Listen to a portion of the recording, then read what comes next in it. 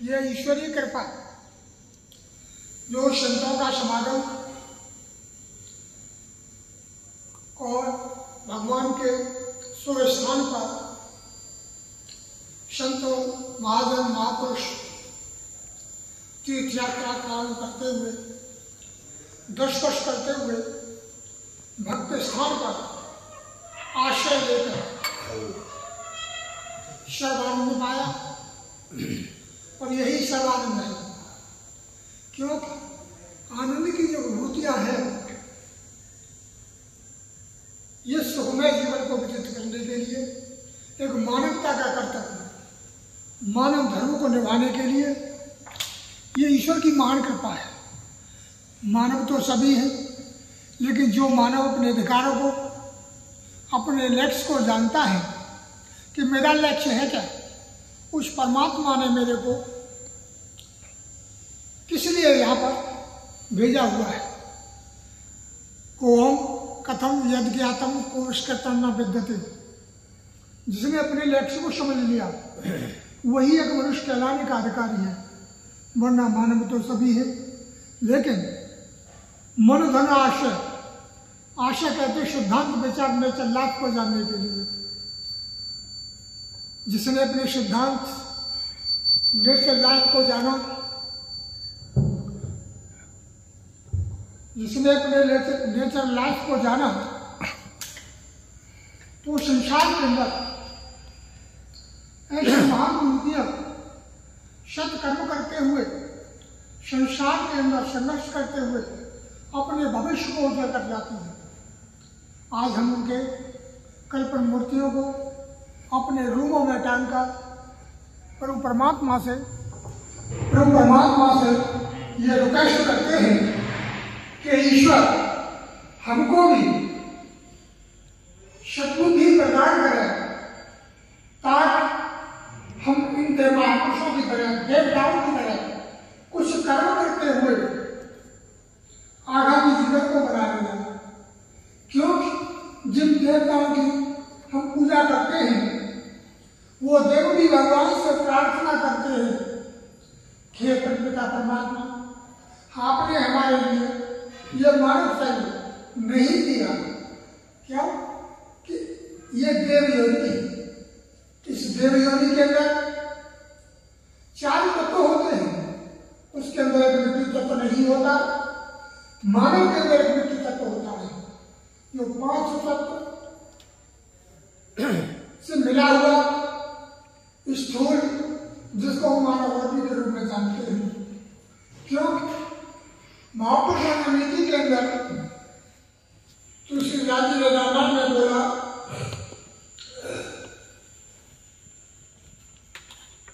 बड़े भाग्य मानुष तन पावा, सुर दुर्लभ सद तन गावा। जिन देवताओं की उपासना करते हैं वो देव भी भगवान से मंगनी करते हैं, हे माता हमको भी एक बार इस मृत्यु लोक में जाने का मौका मिले और सत्कर्म करते हुए अपने आगामी जीवन को बना लेना। क्योंकि मानव की जो शरीर है 83,99,999 योनियों को पार करने के उपरांत मिलता है। जितनी भी योनियां हैं, अंडा से पैदा होने वाली थी, जेल से पैदा होने वाली थी, जमीन से निकलने वाले कीटाणु अथवा पानी अथवा पसीने से बनने वाली थी। जीव के 4 प्रकार से उत्पत्ति होती है, लेकिन ईश्वर का अंश सबके अंदर बराबर है। तो ईश्वर अंश जीव विनाशी, चेतन हमारे शरीर से सुखराशी। जो चेतन वस्तु है वनस्पतियों के अंदर है और मानवों के भी अंदर है। लेकिन जितनी भी योनियां हैं मानव को छोड़कर ये सभी भोग योनि के अंदर आती हैं। लेकिन मानव का शरीर ऐसा है कि वो जानता है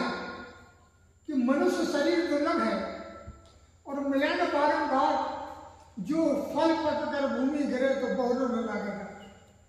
हम सभी जानते हैं कि पका हुआ फल जब टहनी से टूट करके जमीन पर गिर जाता है तो क्या वह दोबारा टहनी पर लगता है? क्या 84 लाख योनि के प्राण भोगने के बाद ये सुंदर शरीर कर्म करने के लिए, अच्छा बुरा अनुभव करने के लिए मानव को मिलता है। क्यों? 5 ज्ञानेंद्रिय, 5 कर्मेंद्रिय अन्य जीवों के भी अंदर है, लेकिन मानव के अंदर ज्ञान की जो विशेषता है वो अन्यों की अपेक्षा अधिक है। ज्ञान की प्रभु परमात्मा ने मानव के लिए ज्ञान की जो विशेषता है अधिक दी हुई है। सोच क्रिया जिसको हम ज्ञान कहते हैं, अपने माइंड से सोचते हुए, अपने लक्ष्य को साधते हुए हम ये जानते हैं कि हमारा लक्ष्य है, हमको क्या करना है। जो मानव शरीर को हमने धारण किया हुआ है, हम समाज में रहने के लिए उस परमात्मा ने हमको भेजा हुआ है अच्छे कर्म करने के लिए, सत कर्म करने के लिए। अच्छा तो सभी करता है, लेकिन सत कर्म जिसको हम कहते हैं सतगुरु, गुरु ब्रह्मा गुरु विष्णु गुरुदेव महेश्वरा गुरु साक्षात परम तस्मै गुरुवे नमः। ध्यान मूलम गुरु मूर्ति, पूजा मूलम गुरु पदम, मंत्र मूलम गुरु वाक्यम तो मोक्ष मूलम कथा। हम जब गुरु की सानिध्य में पहुंच जाते हैं तो गुरु का शब्द है गु माने अन्यता और रू माने प्रकाश। जब शिष्य गुरु के सानिध्य में दीक्षा के हितार्थ पहुंच जाते हैं तो गुरु उसको दीक्षा देकर शब्द का ज्ञान, संशोधन, मार्गदर्शन देते हैं, जिससे भक्त का उस मार्ग पर चलकर कल्याण होता है। क्या? गुरु जो शब्द है वो भगवान जैसा है, भगवान के बराबर है। और हम जो कर्म कर रहे हैं अच्छे बुरे का अनुभव करते हुए संसार के अंदर हम जब इसी गोचरों से देखते हैं, ये सभी वस्तु चलायमान है। हम जो देख रहे हैं, चला लक्ष्मी चला प्राणे चला जीवित मंदिर चला चले से संसार धर्म एक निश्चय। जितने भी हम वस्तुओं को देख रहे हैं तो मानव योनि के अंदर जो हमने पाया, क्योंकि जीव कभी मरता नहीं, स्थूल नाशवान है। पुनरप जननम पुनरप मरणम पुनरप जन्मी जटे शरणम, ये संसार खंड विस्तारे कृपा पाय मुरारे भज गोविंदम गोविंदम भज गोविंद। इस जीव ने इस मृतलोक में आकर कितनी बार इन साधनों को प्राप्त किया, मिल भी रहा है, आवड़ी भी सम्मत है। लेकिन जन्म लेते हुए हमको कितनी माताएं मिली, कितने पिता मिले, कितने भाई मिले, कितने संबंधी मिले, लेकिन सबके अंदर रखते हुए 84 के अंदर भ्रमण करते हुए क्या बार बार जन्म लेते हुए बार बार मरते हुए लास्ट डिग्री के अंदर हमको जो मानव चूड़ा जो मिला है, भगवान ने हमको जो ज्ञान की प्रक्रिया हमको प्राप्त की है, ये किसके लिए? मोक्ष के लिए। मोक्ष किसी ने देखा नहीं है। मोक्ष किसको कहते हैं? सर्व सुख के लिए मोक्ष नहीं कहते। ये तो जन्म न जाने हमको कितनी बार फुटपाथ भी मिला है, खेतर भी मिले हैं, प्लेटफार्म भी मिला है, झुग्गी झोंपड़ी भी मिली है, अच्छे अच्छे महल भी मिले हैं। क्या? लेकिन मानव का शरीर परमात्मा ने अपने से बड़ा मान करके दिया है कि मेरे भक्त मुझसे बड़ा है, मेरा भक्त मुझसे बड़ा है। मैं जैसे कलंदर टुमटुमा लेकर के बंदर को नचा देता है, उसी आधार पर जो भक्त जैसे करता है उसके भाव को मैं स्वीकार करता हूं। क्योंकि प्रबल प्रेम के पाले पड़कर प्रभु को नेम बदलते देखा, अपना मान भले टल जाए लेकिन भक्त का मान टलते देखा। कहते हैं भगवान अपने भक्त के लिए कि भक्त हमारी आत्मा और हम भक्तों की देह और रूम रूम में बस रहा जैसे बादल में मेघ, ये जाना नहीं जा सकता कि बादल के अंदर कितना पानी छिपा हुआ है। क्या जब उसका बारिश होता है तो अथाह पानी पटक देता है। उसी प्रकार से जो मेरे शरणार्थ में है, जो मेरा अत्यंत तन से मन से वचन से कर्म से सरेंडर हो जाता है, ऐसे भक्त के लिए मैं कहाँ पर स्तंभ देता हूँ, जैसे मुकुट के अंदर मणि होती है। क्या वो मेरे से बढ़कर के है। मैंने उसको जो मृत्यु लोक में भेजा है कर्म कराने के लिए, सत्कर्म कराने के लिए और अन्य महापुरुषों को मार्गदर्शन देने के लिए भेजा है। भक्तों को मार्गदर्शन देने के लिए भेजा है। और उस परमपिता परमात्मा का कोई भी रूप नहीं होता, जिसको हम ज्योति भी कहते हैं, शून्य भी कहते हैं। ओम, उकार मकार शकार, पृथ्वी आकाश और पाताल। जो चंद्रमंडी है वही एक ब्रह्म है, वही एक ब्रह्म है,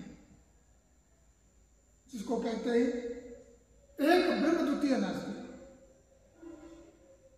जो निराकार है वो साकार है, और जो साकार में नहीं है तो वो निराकार में नहीं।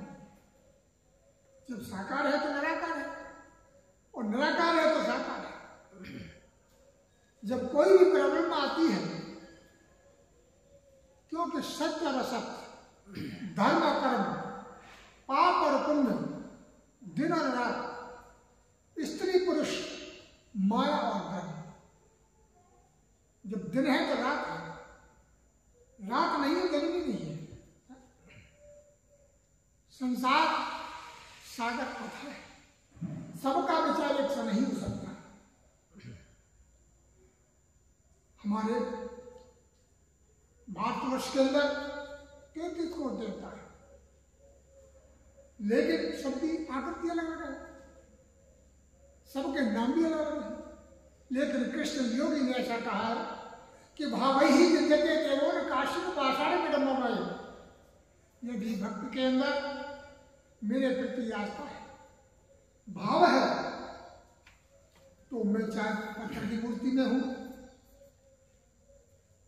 चाहे कलंदर पर छवि हुई आकृति के अंदर हूं, अष्ट धातु के अंदर हूं, सब में ही मेरा वास है। जो भक्त तन से मन से वचन से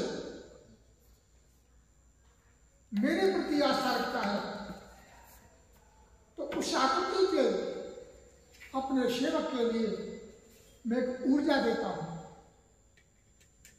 उसको पावर देता हूं, ताकि उसको महसूस हो जाए। उसके लिए ऊर्जा और पावर देता हूं ताकि उसको महसूस हो जाए कि मैंने जो कार्य किया है और जो कर रहा हूं वो सत्य की मार्ग की है। और सत्य है क्या? हम दिन में जो देखते हैं वो सत्य नहीं है, रात को स्वप्न में भी देखते हैं वो सत्य नहीं है। सत्य है क्या? सत्य तो प्रभु का नाम है, सत्य की मृत्यु है।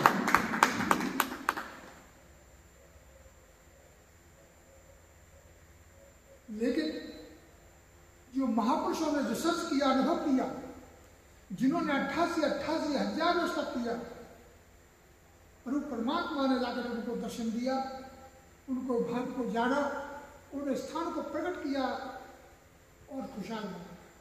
तो जो भक्त स्थान पर आए वो शांतिपूर्वक, आस्थापूर्वक यहाँ से जाए।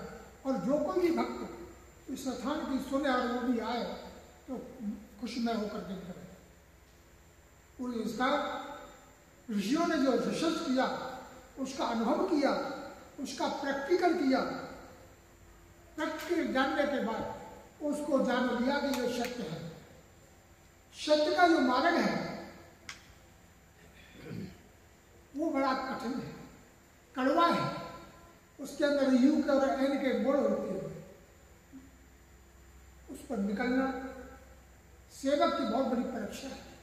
जो उस परीक्षा के अंदर सावधानी से, शांतिपूर्वक यू और एन के गुण को पार कर जाता है तो वो मानव अपने भविष्य को उज्जवल कर जाता है। क्यों? सेवक बनना कोई कठिन नहीं, बहुत कठिन। जिस प्रकार से सोना को लेकर के हम सोनार के पास जाते हैं तो वो भी उसकी परीक्षा करता है। नीति शास्त्र के अंदर महापुरुषों ने लिखा हुआ है कि यथा चतुर्भुज कणकर पक्षते घेसेण छेदे तापकाल। हम दाढ़ी ना लेकर के सुनार के पास जब जाते हैं तो पहले सोने को घिसता है, फिर भी समझ में नहीं आता तो उसको टुकड़े कर देता है, फिर भी समझ में नहीं आता तो फिर उसको तपा देता है। तपाने के बाद में उसका डरी बन जाता है तो भी समझ में नहीं आता, उसके मन में भ्रांति उत्पन्न हो रही है तो विचार करने लग जाता है कि भाई मेरे एक आध दो जगह और इसको चेक करा। लेकिन जिस भक्त के लिए इसकी आवश्यकता है, क्या जरूरत है, तो कहेगा कि भाई मेरा तो सामान ने बिगाड़ दिया, मेरा तो सामान ने बिगाड़ दिया। लेकिन अब क्या करना चाहिए? लेकिन उस व्यापारी को लिए, उस नारी के लिए जब तक उसको तसल्ली नहीं होगा, जब तक उसको चेक करना नहीं, जब वो शुद्ध और पवित्र है तो फटाफट उसका पेमेंट कर देगा। ऐसे ही परमात्मा अपने भक्त की याचना परीक्षा लेते हैं। भाई कार्य तो उसने किया 10 मिनट का और फल मांग लिया मेरे 7 मिनट का, तो भाई ऐसे कैसे हो सकता? भगवान भी जाने देते हैं कि पात्र है, इसमें मैं कोई भी मुश्किल डालूंगा तो समाविष्ट होते हुए अपनी आकृति को दिखला देगा। और जो पात्र ऊपर से साबित है और नीचे से वो काना है तो हम उसके अंदर कोई वस्तु डालेंगे तो वो ऊपर से डालेंगे, नीचे से निकल जाए। अन्यथा 99% मानव ऐसे होते हैं 100% के अंदर कि एक तरफ से सुनते हैं, दूसरे सब निकाल देते हैं। जो विवेकी पुरुष है, जो गुरु स्नान में आए, गुरु के शरण में है और वो यही कहते हैं, हे प्रभु अन्न मन धन सब कुछ ही है तेरा, स्वामी सब कुछ ही है तेरा, तेरा तुझको अर्पण क्या लागे मेरा, ओम जय जगदीश्वरी। हे परमपिता परमात्मा, हे तीनों लोगों के जानने वाले, आपके पैर नहीं है, आप तीनों लोगों को नाप रहे हैं, पृथ्वी आकाश पाताल। हाथ नहीं है, एक एक क्षण का, एक एक दिन का, एक एक घंटे का सबका लेखा जोखा कर रही है। नेत्र नहीं है, सबको देख रही है। आपने हमारे लिए कितना सुंदर शरीर मानव का दिया है और ये साधन हमारे को उपयोग करने के लिए और सत्योग करने के लिए दिया है। ये आपकी अमानत है, ये आपकी अमानत है। आप धन्य है। हमारे अंदर जो विकार है, हे प्रभु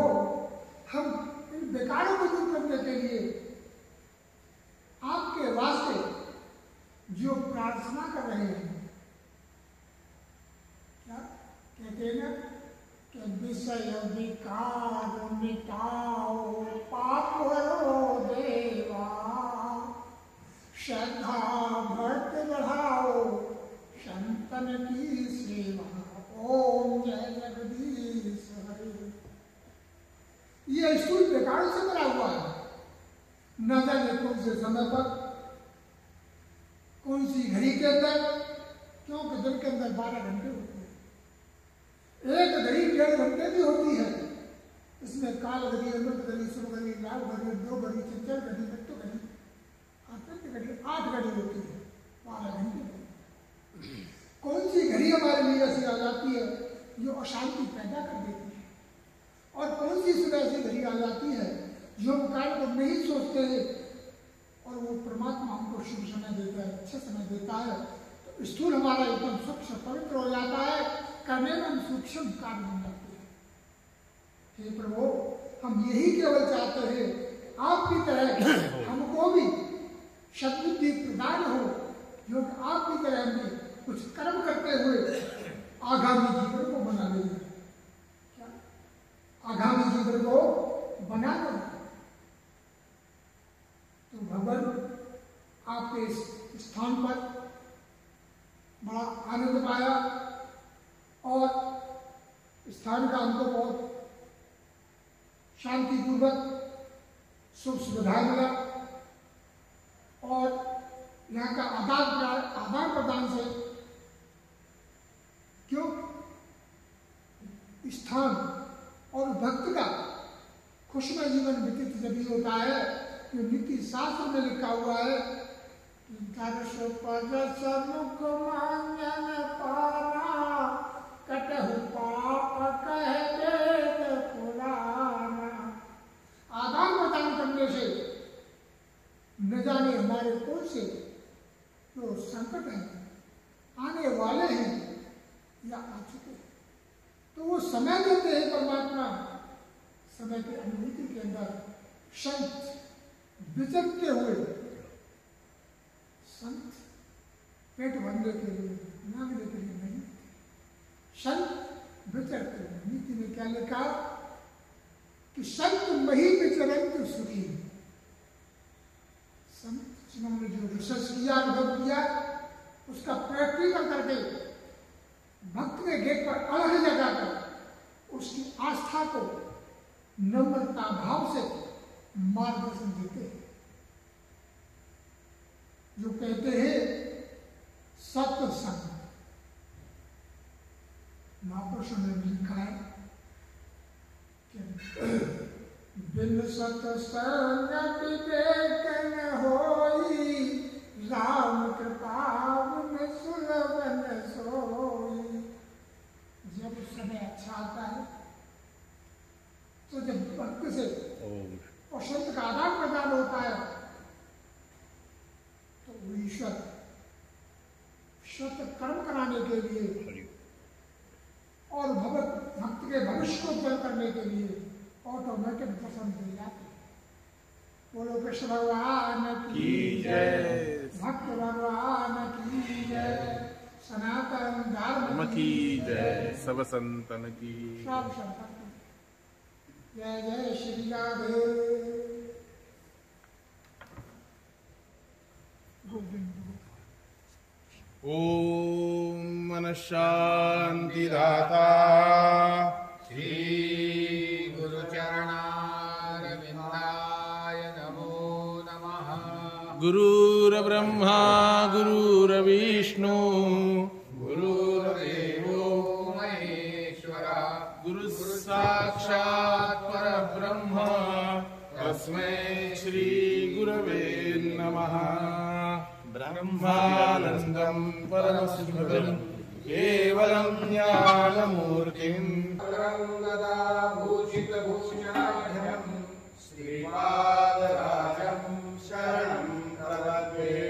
जगे जन्म घेऊन सेवक झाला, जाने सदा वासुदेव केला। ज्याच्या मुखी सर्वदा सेवा कीर्ती, नमस्कार माझा सद्गुरु अरविंद मूर्ती। नित्य साध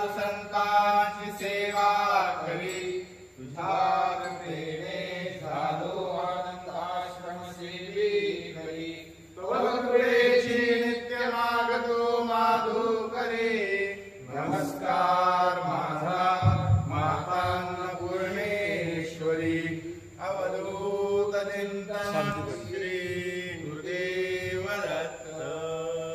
हरि ओम।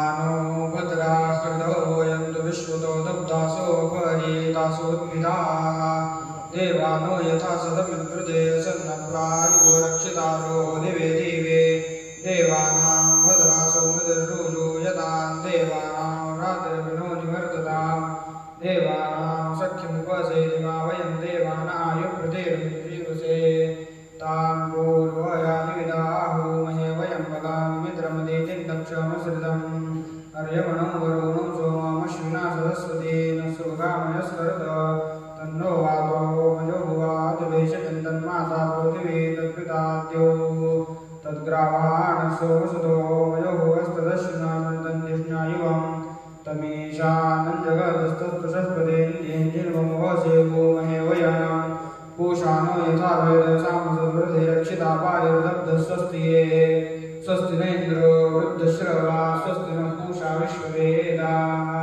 स्वस्ति नस्ताक्षो वृष्टनेमि स्वस्ति नो बृहस्पतिर्ददातु वृषदशवामृतस्सोम्यासः ॐ भद्रं कर्णेभिर्विजृणयाम देवावतरं पश्येमाक्षभिर्यजत्राः स्थिरैरङ्गैस्तुष्टवान् स्वस्तुन्मुभिर्विवेशेम देवहितैलायुः शतमिन्द्र शरदोऽन्ति देवायत्रा निश्चकरातर्सन्तमूनां पुत्रासो यत्र पितरो भवन्ति मानो मध्याये विशदायुर्गन्तो अदितिर्देवदितिरन्तरिक्षमदितिर्माता सपिता सपुत्रः विश्वे देवादितिर्पञ्चजनादितिर्जातमदितिर्जनित्वं शान्ता पृथिवी शिवमन्तरिक्षं द्यौर्नो देवगयन्नोऽस्तु शिवादिशप्रतिशो नाभो विद्युतः परिपातु सर्वतः शान्तिः शान्तिः शान्तिः।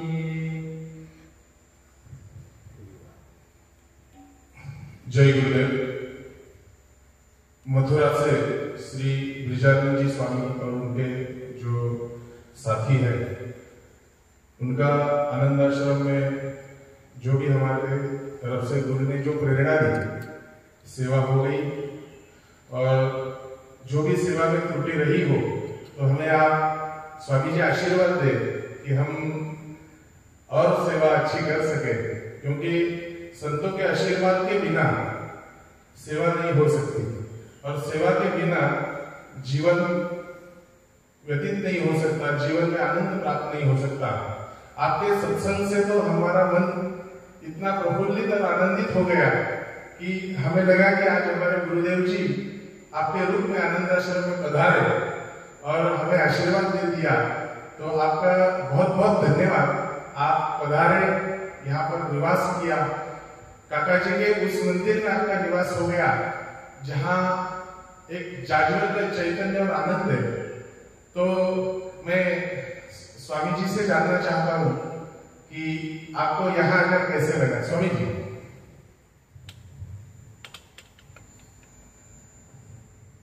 जय श्री राम। आश्रम में आने के बाद बड़ा ही आनंद प्राप्त हुआ और यहाँ के जो भी संतजन हैं सभी लोगों ने बहुत तन मन धन से तीनों प्रकार से पूर्ण सेवा किया और आश्रम के अंदर भी अनंत प्रकार की व्यवस्थाएं संतों ने प्राप्त की और ये जीवन के अंदर गुरु लोगों की कृपा सदैव बनी रहे यहाँ पर और ये भक्ति का अनुकूल जागृत होता रहे। जय श्री राम। इंदु कोटि तेज करुण सिंधु भक्तवत्सलं नन्दनत्रिशूलदत्त इंदिराक्षसी गुरुं गन्धमाल्य अक्षतादि वृन्द देव वन्दितं वन्दयामि नारसिंह सरस्वती च पाहि मां मोहपाश अंधकार छाय दूर भास्करम् आयताक्ष पाहि श्रीरामचन्द्रेशनायकम् वृंदवरद भूयो भूयो नमाम्यहम्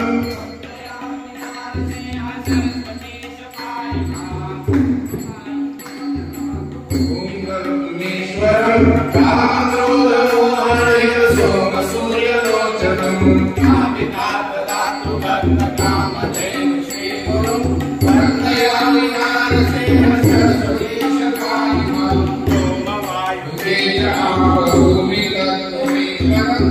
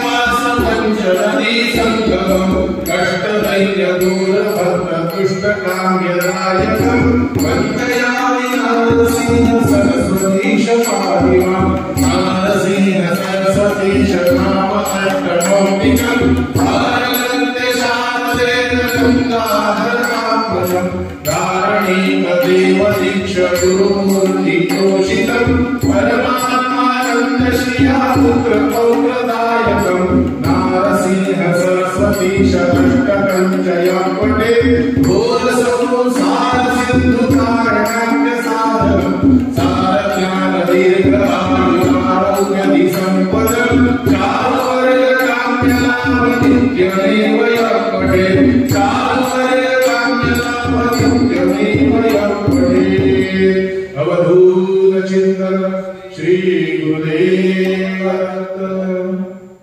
रत्ने कल्पितमासनं हिमजले स्नानं च दिव्याम्बरम् नानारत्नविभूषितं मृगमदां मोदान्वितं चन्दनम् चापि चम्पकबिल्वपत्ररचितं पुष्पं च धूपं तथा दीपं देवयानिधे पशुपते रत्कल्पितं गृह्यताम् सौवर्णेन रत्नखण्डरचिते पात्रे ऋतं पायसं वक्षं पञ्चविधं पयोदयुतं रम्भाफलं पानकं शाकानामयुतं जलं रुचिकरं कर्पूरखण्डोज्ज्वलं ताम्बूलं मनसा मया विरचितं भक्त्या प्रभो श्रीगुरु छत्रं चामरयोर्युगमिदजनकं चादर्शकं निर्मलम् वीणाभेदमृदङ्गराहकला गीतं च नृत्यं तथा साष्टाङ्गं प्रणतिस्तुतिर्बहुविधा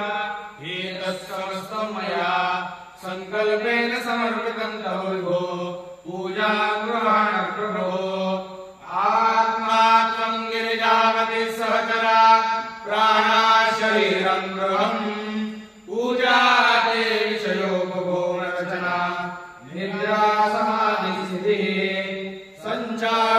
संचारपदयोर्प्रदक्षिणविधि स्तोराणि सर्वायुरो यद्यत्कर्म करोमि तदखिलं शम्भो तवाराधनम् करचरणफलं वा कायं कर्मजं वा श्रवणनयनं वा मानसं वा पराधं विहितं वा सर्वमेतत् क्षमस्व जय जय करुणाब्धे श्री महादेव शम्भो नमः पार्वती पतये हर हर महादेव मृत्युंजयाय रुद्राय नीलकण्ठाय शम्भवे अप्रदेशाय सर्वाय महादेवाय ते नमो नमः सर्ववेदान्त सिद्धान्त गोचरं तमगोचरम् अरविन्द परमानन्दं सद्गुरुं प्रणतोऽस्म्यहम् सद्गुरुं प्रणतोऽस्म्यहम् सद्गुरुं प्रणतोऽस्म्यहम् कर्पूरकान्तिदेहाय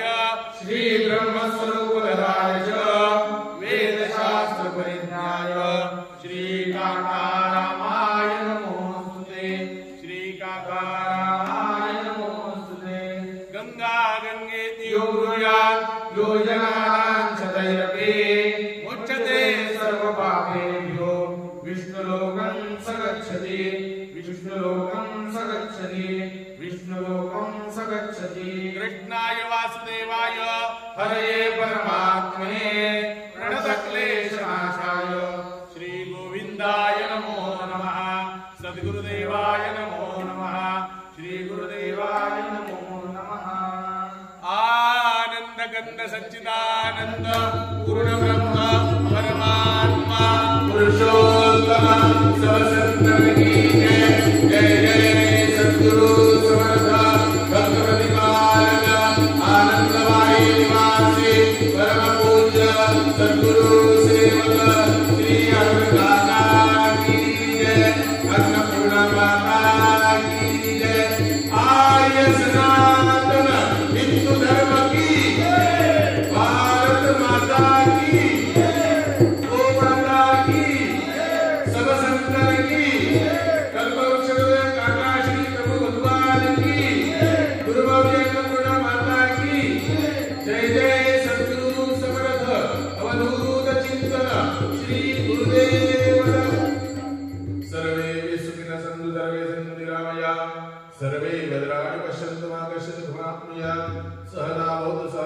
सह वीर्यं करवावहै तेजस्विनावधीतमस्माविद्विषावहै असतो मा सद्गमया